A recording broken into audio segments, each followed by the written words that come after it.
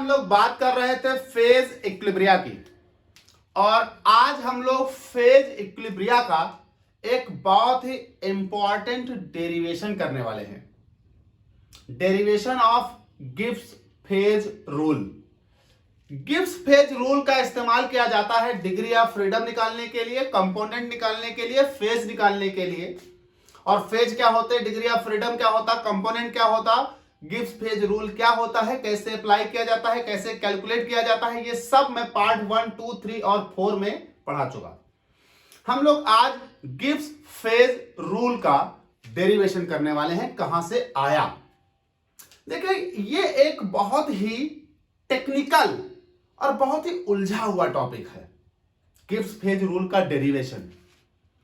और जितने भी एकेडमिक क्लासेस हैं, जैसे आपका बीएससी थर्ड ईयर है, सेकेंड ईयर है, अगर आपके कोर्स में ये है, आपका एमएससी है, आपके कोर्स में ये है इन द सेंस ये चैप्टर है, तो ये फिर डेरिवेशन श्योर आएगा आपके यहां। जो एंट्रेंस एग्जाम है, IIT, JEE and so on, उसमें इस डेरिवेशन का कोई मतलब नहीं है, लेकिन अगर वो समझना चाहते हैं तो आप समझ सकते हैं कि आया कहां से। जो बीएससी एमएससी वाले हैं उनके लिए तो रामबाण है भैया, ये डेरिवेशन जाएंगे तीर मार देंगे सीधे, एक क्वेश्चन का हो जाएगा। तो ये डेरिवेशन बहुत ही उलझा हुआ है, आया कैसे, इसके लिए आपको मैं बहुत सारी चीजें समझाऊंगा। एक एक कॉन्सेप्ट पकड़ते जाना, बहुत सारे फिगर बनाकर मैं आपको समझा रहा हूं, क्योंकि ये एक प्रैक्टिकल है, प्रैक्टिकल डेरिवेशन है, प्रैक्टिकल कर करके आपको डिराइव करना पड़ेगा। तो चला देखते हैं, और बहुत ध्यान से सब एकाग्र होके देखें। भाई मान लेते हैं हमारे पास किसी भी क्लोज सिस्टम में, एक क्लोज सिस्टम में दो कंपोनेंट ले रखे हैं। दो कंपोनेंट मतलब दो चीजें ले रखी हैं मैंने, दोनों वोलाटाइल हैं, दोनों की वेपर बनती हैं, और वो उस सिस्टम में दो फेज में मौजूद हैं। चलिए देखिए, आप इधर समझने की कोशिश करिए। ये मेरे पास एक क्लोज सिस्टम हो गया, इसमें मैंने दो कंपोनेंट ले रखे हैं। पहला मान लेता हूं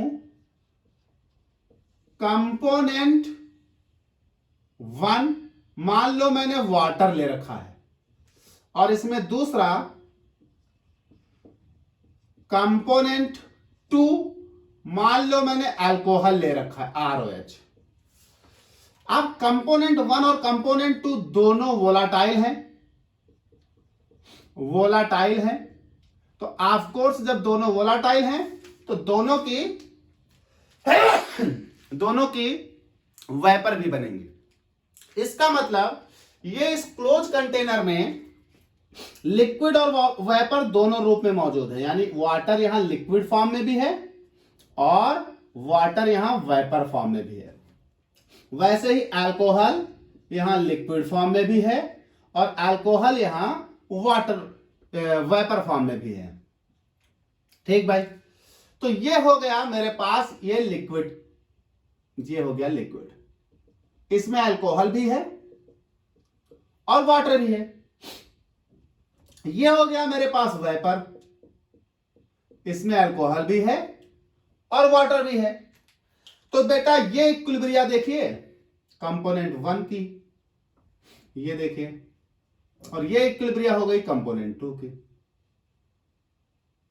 ठीक भाई, अब इस तरह से इस सिस्टम के अंदर कितने कंपोनेंट हैं, दो कंपोनेंट हैं, और वो दोनों कंपोनेंट वोलाटाइल होने के कारण कितनी फेज बना रहे हैं, दो फेज बना रहे हैं। एक फेज ये मैं नाम दे देता हूं इसका फेज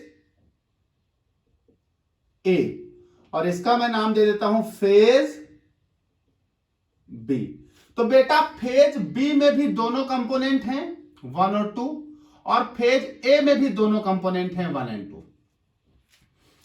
ऐसी सिचुएशन में अगर मैं किसी भी फेज का, चाहे आप फेज 1 कह लो या फेज 2 कह लो, किसी भी फेज का डिस्क्रिप्शन करना चाहूं कि उस फेज में कौन कौन है, कितना कितना है, तो इसके लिए मिनिमम रिक्वायरमेंट क्या चाहिए, मिनिमम नंबर ऑफ कंपोनेंट्स जिनकी कंसंट्रेशन बतानी आवश्यक हो। तो जरा देखिए, दो लोग हैं भाई, किसी भी फेज को देख लो, अगर हम फेज 1 को देख लें तो दो लोग हैं, कंपोनेंट 1 और कंपोनेंट 2। तो मिनिमम कितने लोगों की आपको कंसंट्रेशन बतानी पड़ेगी इस सिस्टम में, इस फेज को डिफाइन करने के लिए। तो कहा गया कि जब किसी सिस्टम में दो लोग हैं तो उस फेज में दोनों मौजूद हैं।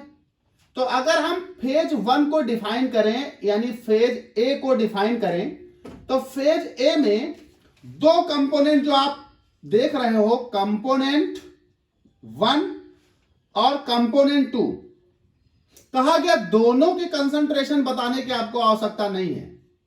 तो सर क्या बिना दोनों की कंसंट्रेशन बताए हम फेज को डिफाइन कर देंगे? बिल्कुल कर देंगे। दोनों की जरूरत नहीं है कंसंट्रेशन बताने की, किसी एक की बता दीजिए, बस काम हो जाएगा। जैसे आपने सुना होगा, आपके घर मेहमान आते हैं, आप चाय बनाते हैं।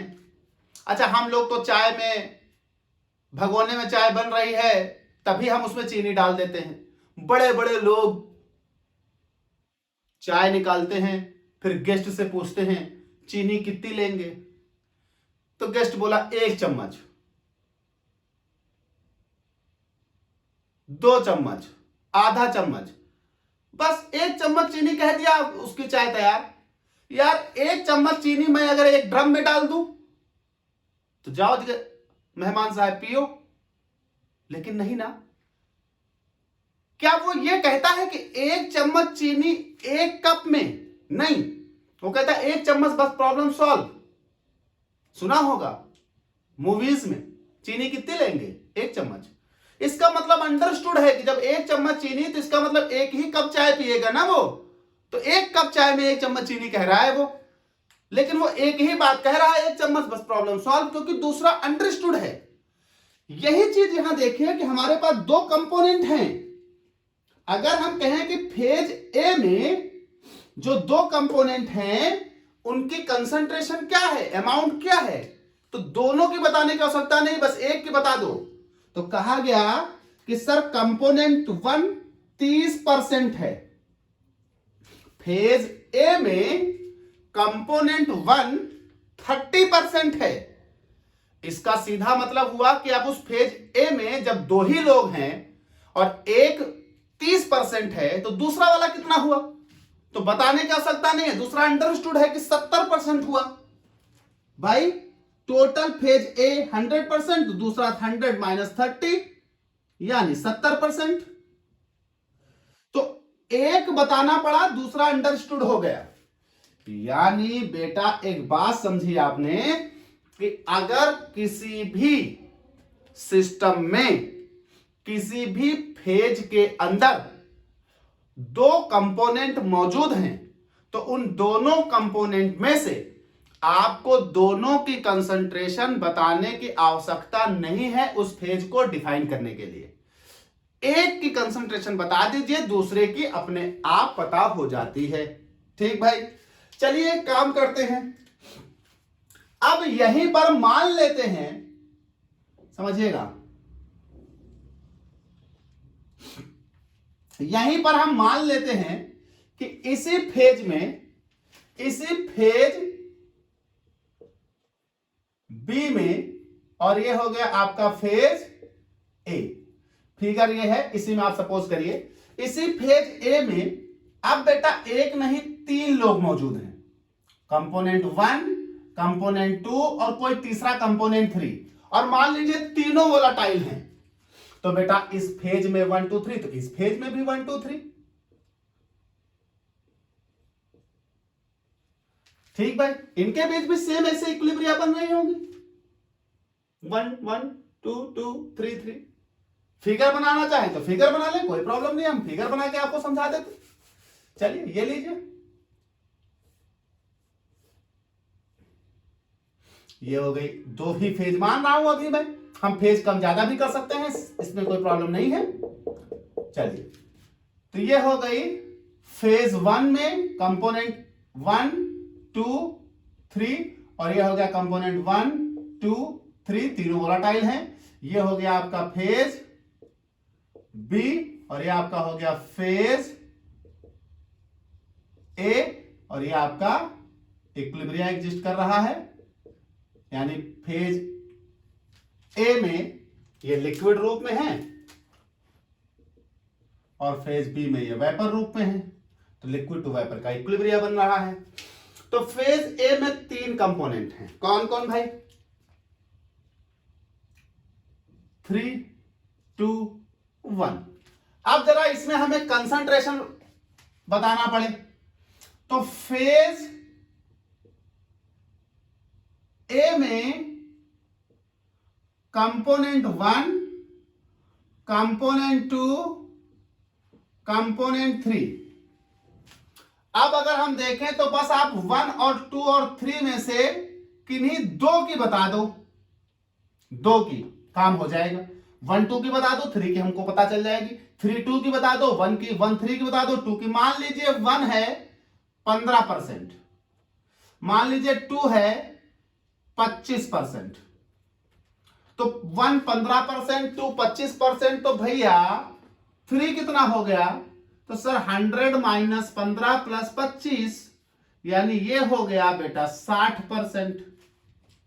तो आपने 2 की बताई, बस काम हो गया हमारा। ठीक भाई, चलिए यहीं पर मान लीजिए अगर कंपोनेंट 4 होते तो सर 3 की बताते, काम हो जाता। कंपोनेंट 5 होते किसी फेज में तो सर 4 लोगों की बताते, काम हो जाता। इसका मतलब सीधा सा हिसाब क्या हुआ कि अब इस फिगर को देखो, इसका सीधा सा हिसाब यह हुआ कि अगर आपके में 2 फेज थे, उसमें से किसी एक फेज में 2 कंपोनेंट थे, तो 2 कंपोनेंट में एक की कंसंट्रेशन बताना अनिवार्य था। अगर 3 थे, किसी फेज में 3 थे, तो 2 की कंसंट्रेशन बताना अनिवार्य था। अगर 4 कंपोनेंट हैं तो 3 लोगों की कंसंट्रेशन बताना अनिवार्य है। ऐसे ही अगर मान लीजिए किसी सिस्टम में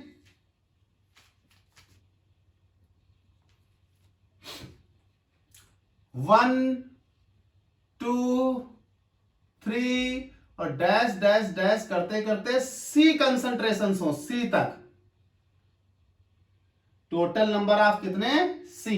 तो टोटल कितने कंपोनेंट? तो ये हो गया मेरा फेज ए, और इस फेज ए में टोटल कितने कंपोनेंट? तो बेटा कंपोनेंट हो गए सी। तो हमारे इस फेज ए में सी कंपोनेंट हैं। कितने कंपोनेंट? सी। तो बेटा कितने की कंसंट्रेशन बताना अनिवार्य होगा फेज 1 में?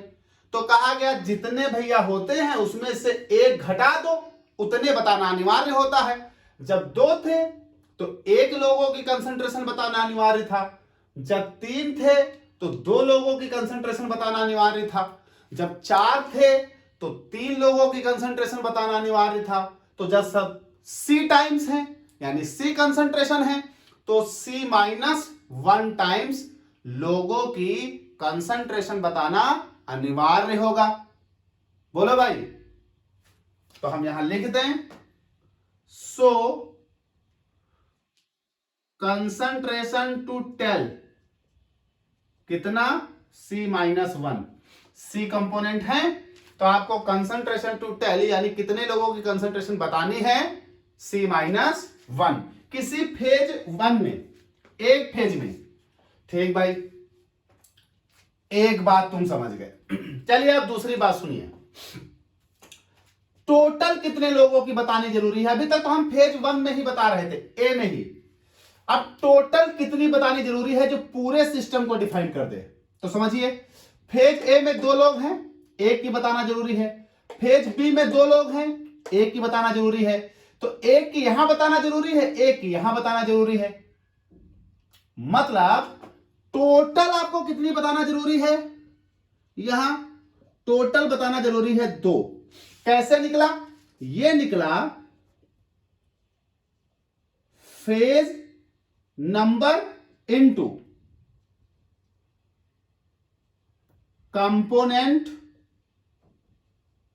टू टेल, जितने कंपोनेंट बताना जरूरी थे। तो फेज नंबर है 2 और कितने कंपोनेंट बताना जरूरी थे, 1, तो 2 - 1 हो गया।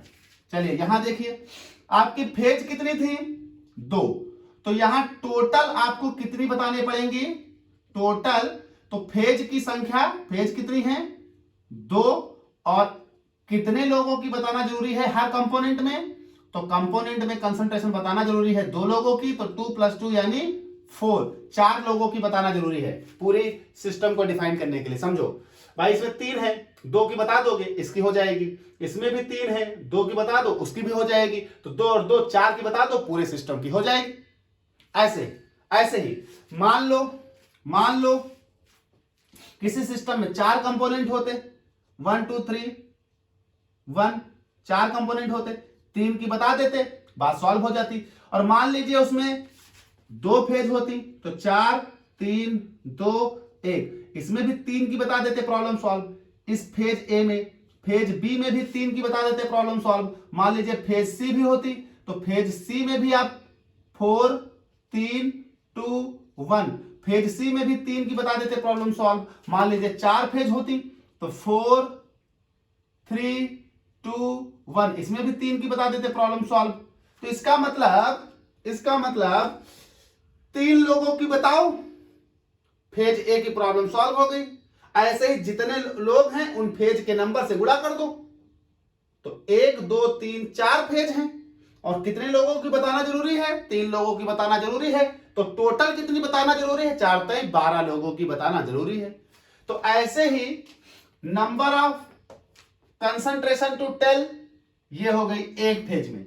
मान लीजिए फेज कितनी है, मान लीजिए बहुत सारी फेज हैं,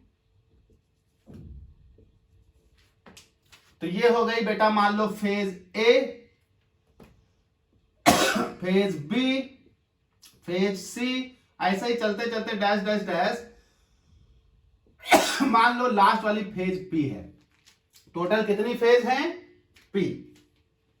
टोटल कितने कंपोनेंट हैं, सी, और सभी कंपोनेंट एक दूसरे में इक्विलिब्रियम के साथ हैं। तो किसी एक का बना के दिखा देता हूं, दिस, ये इक्विलिब्रियम इसके साथ, ये इक्विलिब्रियम इसके साथ, इस फेज में भी इक्विलिब्रियम, इस फेज में भी इक्विलिब्रियम, इस फेज में भी इक्विलिब्रियम, और इस फेज में भी इक्विलिब्रियम। तो कोई कंपोनेंट 1 है जो इतनी फेजेस में मौजूद है, 2 भी सब में मौजूद है, 3 भी सब में, कितने कंपोनेंट है, सी सब में मौजूद है। तो ऐसे केस में concentration to tell any phase, किसी एक फेज में C - 1, और total concentration to tell, total concentration to tell, तो कहा गया total number of concentration to tell, total number of concentration to tell कितना होना चाहिए, P × C - 1। एक फेज में कितने लोगों की कंसंट्रेशन बताना जरूरी था, C - 1। अब चूंकि सभी कंपोनेंट सब में मौजूद हैं, तो इसका मतलब फेज बी में भी कितने लोगों की बताना जरूरी होगा, फेज बी में भी बताना जरूरी होगा C - 1, क्योंकि फेज बी में भी तो C टाइम्स कंसंट्रेशन मौजूद है, C। ठीक भाई, तो total number of concentration to tell P C - 1। ठीक भाई, यानी इतनी कंसंट्रेशन बताना नेसेसरी है इस फेज, इस सिस्टम, इस कंपोनेंट, इस पूरे सिस्टम को डिस्क्राइब करने के लिए, यानी इतनी फेज बताना जरूरी है। यानी ये वेरिएबल्स, इतने वेरिएबल्स बताना जरूरी हैं। जैसे यहां पर इस फेज में कितने वेरिएबल्स बताना आपको जरूरी था, फिक्स करना जरूरी था। वेरिएबल बताना मतलब फिक्स करना, 2 थे, अब एक को बता दो तो एक फिक्स हो गया, इसमें एक को बता दो तो एक फिक्स हो गया, तो एक फेज में 2 लोग थे, कितना बताना जरूरी था? 1। इस फेज में कितना बताना जरूरी था? 1। पूरे सिस्टम में कितना बताना जरूरी था? 2। इस फेज में कितने थे? 3। कितना बताना जरूरी था? 2। इस फेज में कितने थे? 3। कितना बताना जरूरी था? 2। टोटल कितने थे? 6। कितना बताना जरूरी था सर? 4। 2 इसे बताओ, 2 से बताओ, इसका अलग उसका अलग, 2 2 4 लोगों बताओ, बात खत्म। इसमें इस फेज में कितने लोग हैं? टोटल C लोग। कितना बताना जरूरी है? C-1। टोटल कितनी फेज हैं? P। तो C-1 इंटू P, तो टोटल कितना बताना जरूरी है? P C-1।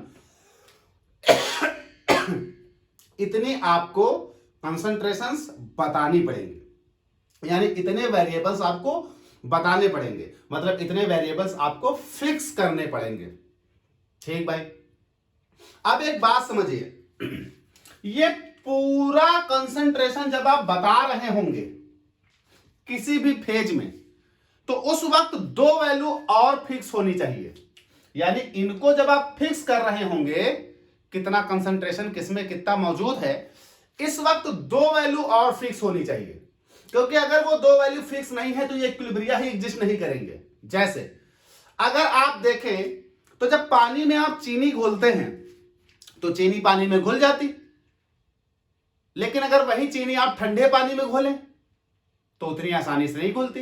पानी भी वही, अमाउंट भी उतना, चीनी भी उतनी, बर्तन भी वही, लेकिन बस एक ठंडा है, गर्म पानी में ज्यादा सॉल्युबिलिटी ज्यादा है ना उसकी, तो कंसंट्रेशन वहां पर ज्यादा आप घोल पाओगे, कंसंट्रेशन बढ़ जाएगी। तो अगर यहां टेंपरेचर बदला किसी भी फेज का तो क्या होगा भैया?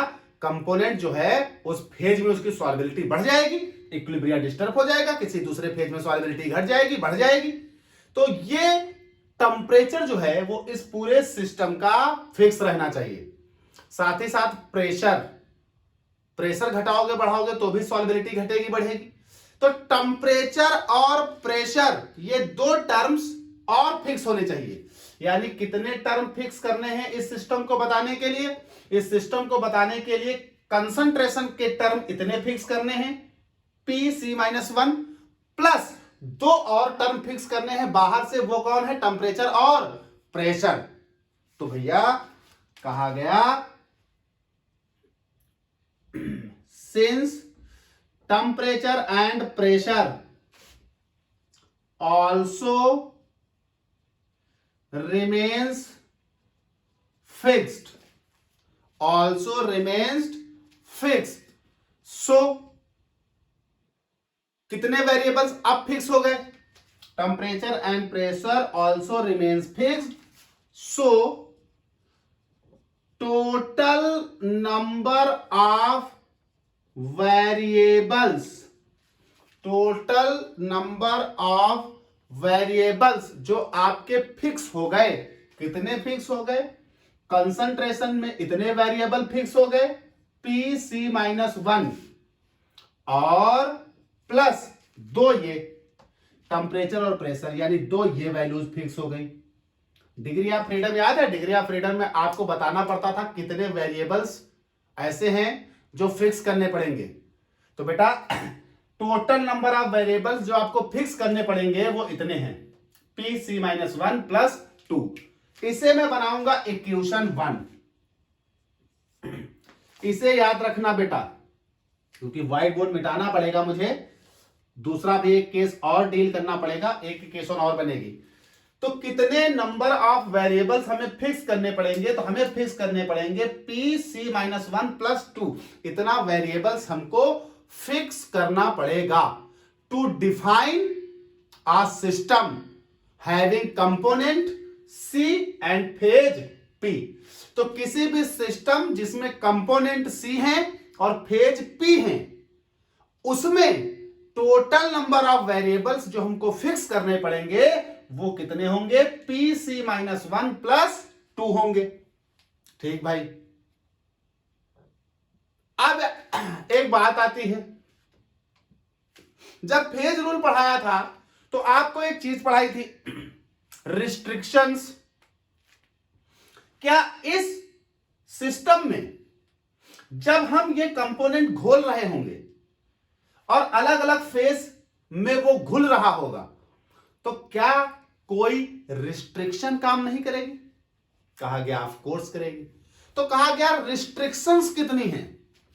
अगर रिस्ट्रिक्शंस पता कर लें तो हमें यह पता हो जाएगा कि इतनी तो रिस्ट्रिक्शंस हैं, और जो रिस्ट्रिक्शंस हैं उन्हें हमें फिक्स करने की जरूरत नहीं है, वो तो ऑलरेडी फिक्स है।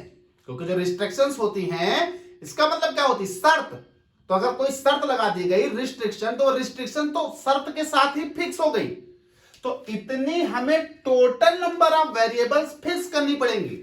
अब हम ये जान लें, क्या इस सिस्टम में कोई रिस्ट्रिक्शन तो नहीं है? अगर रिस्ट्रिक्शन है तो इसका मतलब वो वाले टर्म्स ऑलरेडी फिक्स रहेंगे।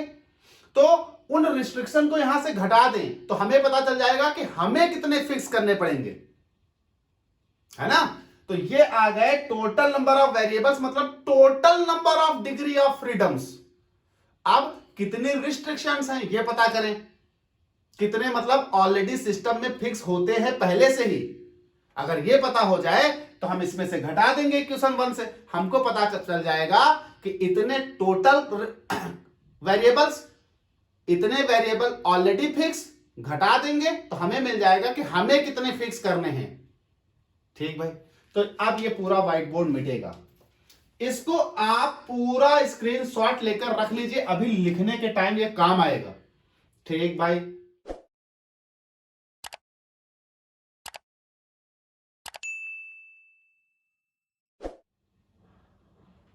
ये इक्वेशन 1 जो अभी हमने ड्राइव की, इक्वेशन 1 हमें बता रही है कि टोटल नंबर ऑफ वेरिएबल्स कितने हैं जो आपको फिक्स करने पड़ेंगे। अब हम ये जानना चाहते हैं, क्या उस सिस्टम में कोई ऐसे वेरिएबल्स तो नहीं है जो ऑलरेडी फिक्स हैं? तो उसको समझने के लिए हम अब यहां एक चीज समझना चाह रहे हैं कि उस सिस्टम में जो टोटल कंपोनेंट थे और उस सिस्टम में जो टोटल फेज थी, उसमें कितने इक्विलिब्रियम मौजूद हैं। क्योंकि जितने इक्विलिब्रियम मौजूद हैं वो ऑलरेडी फिक्स होंगे। कैसे? क्योंकि जब कोई कंडीशन इक्विलिब्रियम पर होती है, तो आपको एक बात मालूम है कि जब कोई फिनोमिना इक्विलिब्रियम पर होती है तो ये कहती है कि concentration of this equals to the concentration of this, rate of the forward equals to the rate of the backward. तो ये तो फिक्स हो जाता है। इसलिए हम जानना चाहते हैं कि उस सिस्टम में टोटल इक्विलिब्रियम कितने बन रहे हैं।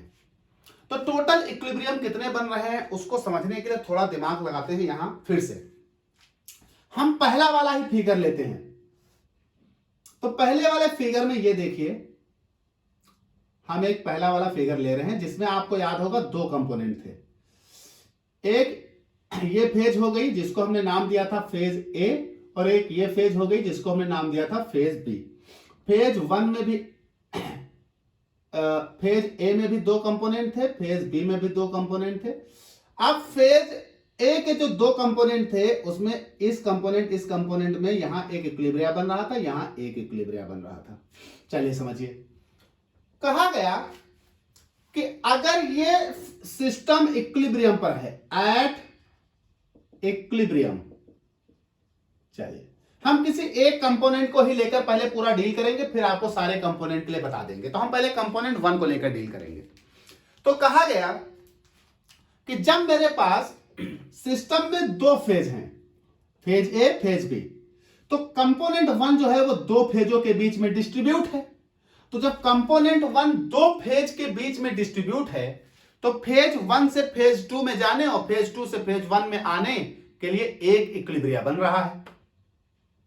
ठीक भाई, अच्छा, कहा गया चूंकि यह सिस्टम इक्विलिब्रियम पर है तो इक्विलिब्रियम में फेज ए के अंदर मौजूद कंपोनेंट 1 और फेज बी के अंदर मौजूद कंपोनेंट 1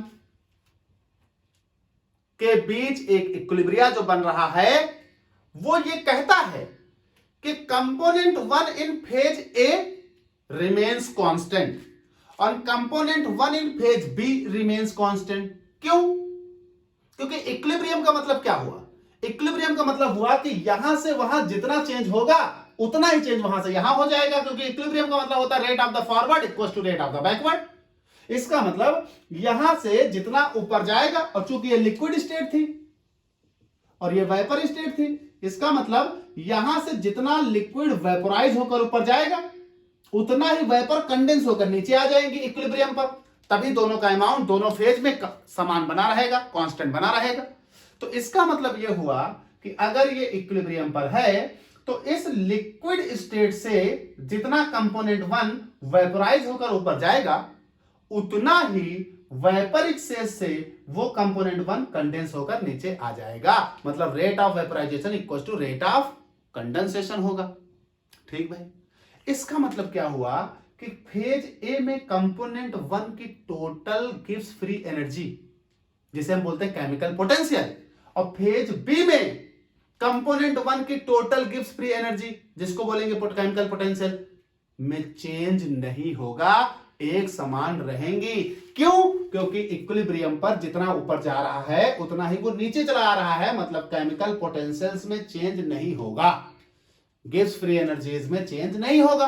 तो हम लिख देते हैं क्या, एट इक्विलिब्रियम फॉर कंपोनेंट 1, क्या chemical potential of component 1 in phase A equals to chemical potentials of component 1 in phase B. इसी तरह से अगर हम फेज 2 के लिए चाहे तो लिख सकते हैं क्वेश्चन, लेकिन हम देख रहे हैं कि जब दो फेजेस थी तो किसी भी कंपोनेंट के लिए कितनी क्वेश्चन आ रही निकलकर, एक इक्वेशन बता दो, काम खत्म हो जाएगा। किसी भी एक कंपोनेंट के लिए एक इक्वेशन बताओ, काम खत्म। मान लीजिए यहां फेज 3 होती और इन 3 फेजेस में हमारा कंपोनेंट 1 होता 1 1 1, यहां भी एक इक्विलिब्रिया, यहां भी एक इक्विलिब्रिया। तो सामने दिख रहा है आपको कि अगर फेज 3 होती तो इक्विलिब्रियम पर अगर हम कंपोनेंट 1 को लिखते तो पहला, मान लीजिए फेज ए है, मान लीजिए फेज बी है, मान लीजिए फेज सी है, तो पहला इक्विलिब्रिया फेज ए और बी के बीच बनता। तो chemical potential of component 1 at phase A equals to chemical potential of component 1 at phase B, chemical potential of component 1 at phase B equals to chemical potential of component 1 at phase C. यानी जब 3 phases थे तो कितनी equilibria बन रही है बेटा? 2 equilibria बन रही है। तो सीधा सीधा फंडा है कि अगर 4 फेज होती तो कितनी इक्विलिब्रिया बनती? हम यहां इक्विलिब्रिया कितनी बन रही ये कैलकुलेट करने वाले हैं। अभी हम एक कंपोनेंट के साथ कैलकुलेट कर रहे हैं, अभी हम फिर बाकी सारे कंपोनेंट के साथ भी कैलकुलेट कर लेंगे। तो जब 4 फेज होती तो कितनी इक्विलिब्रिया बनती? तो 4 फेज होती तो कंपोनेंट 1 के लिए ऑफ कोर्स 3 इक्विलिब्रिया बनती।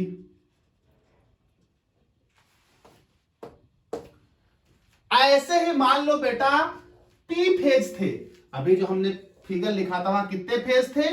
P phase, phase A B C dash dash dash, P phase थे। तो जब पी फेज हैं तो कितने इक्विलिब्रिया बनेंगे बेटा? तो आप देख रहे हो जितने फेज होते हैं उससे एक कम इक्विलिब्रिया बन रहा है। तो इस कंपोनेंट 1 का, इस कंपोनेंट 1 का कितना इक्विलिब्रिया बनेगा? तो बेटा जितने फेज हैं उससे एक कम बन रहा है। जब फेज 2 थे तो किसी भी कंपोनेंट का एक इक्विलिब्रिया, जब फेज 3 थे तो किसी भी कंपोनेंट के 2 इक्विलिब्रिया, जब फेज 4 थे तो किसी भी कंपोनेंट के 3 इक्विलिब्रिया।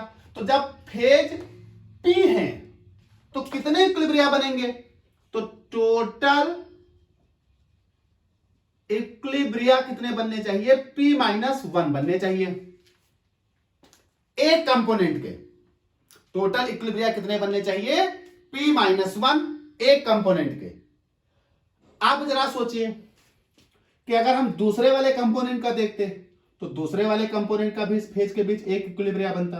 तो ये हो जाता फॉर कंपोनेंट 2 एक इक्विलिब्रिया इसका बनता, फेज ए में इक्वल टू फेज बी में।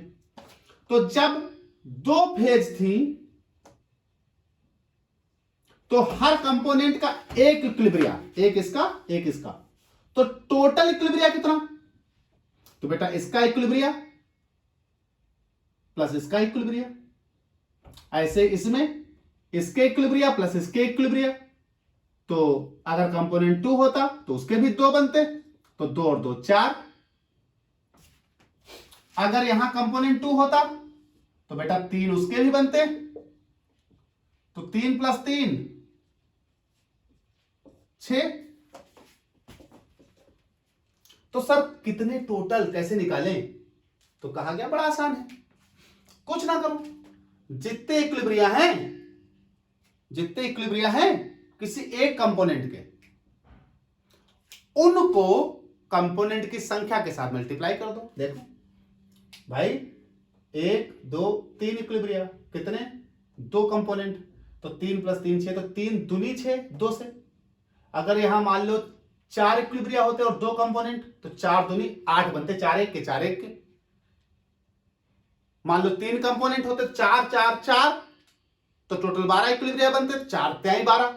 तो बेटा मान लीजिए 1 2 3 4, तो बेटा इसके कितने बनने? 1 2 3 4 5, इसके भी 5 बनते, तो 5 दूनी 10 इक्विलिब्रिया। इसके भी 5 बनते, 5 3 15 इक्विलिब्रिया। इसके भी 5 बनते, तो 5 चक्को 20 इक्विलिब्रिया। तो टोटल इक्विलिब्रिया कितने हैं? P-1। कितने कंपोनेंट हैं उनसे गुणा कर दो, कुल इक्विलिब्रिया मिल जाएंगे। तो ये डैश डैश करके मान लीजिए कंपोनेंट कितने थे? C। पिछला फिगर याद करिए। तो टोटल इक्विलिब्रिया इन फेज 1, टोटल इक्विलिब्रिया इन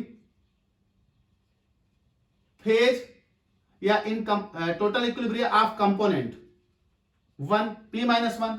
तो अब अगर हम टोटल की बात करें, देखिए अब total equilibrium in system equals to एक कंपोनेंट के द्वारा बनाया गया P-1 और टोटल कितने कंपोनेंट? C, तो C टाइम्स मल्टीप्लाई कर दीजिए, तो ये हो जाएगा C इंटू P-1, ये होगा टोटल इक्विलिब्रियम। और बेटा इक्विलिब्रियम ऑलरेडी एक फिक्स वैल्यू है, इसका मतलब इतने कंपोनेंट इतने वेरिएबल फिक्स रहेंगे। ये हो गया इक्वेशन 2।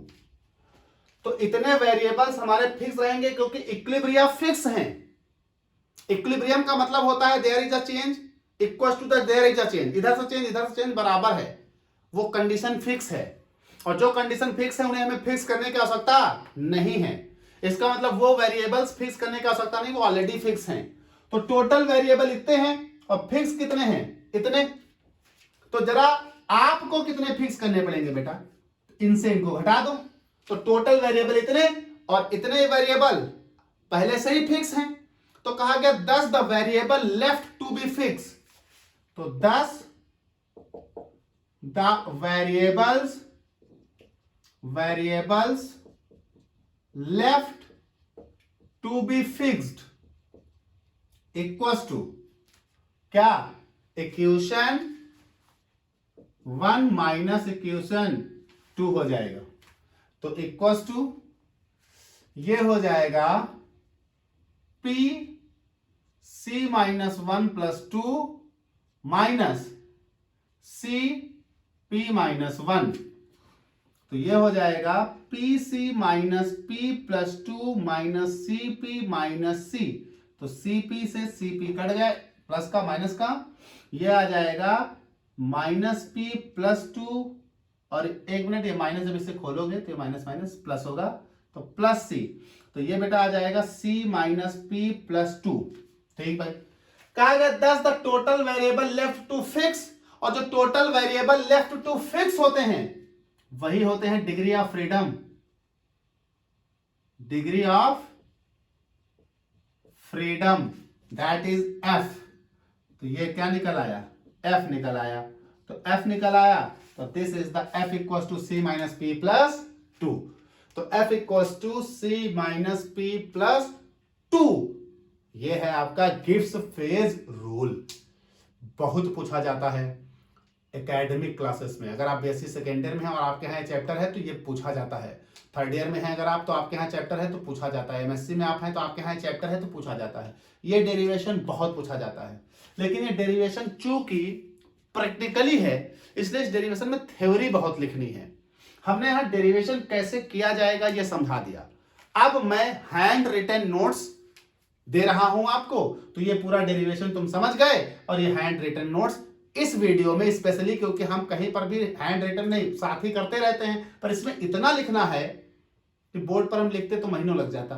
तो अब हम अगला स्लाइड में आपको हैंड रिटन नोट्स दिए दे रहे हैं, आप लिख लेंगे और ये पूरा वीडियो एक बार फिर से लिखने के बाद देख लीजिएगा, आप पूरा समझ जाएंगे क्या लिखा है और क्या बताया है मैंने। ये हो गया हमारे पास derivation of Gibbs phase rule.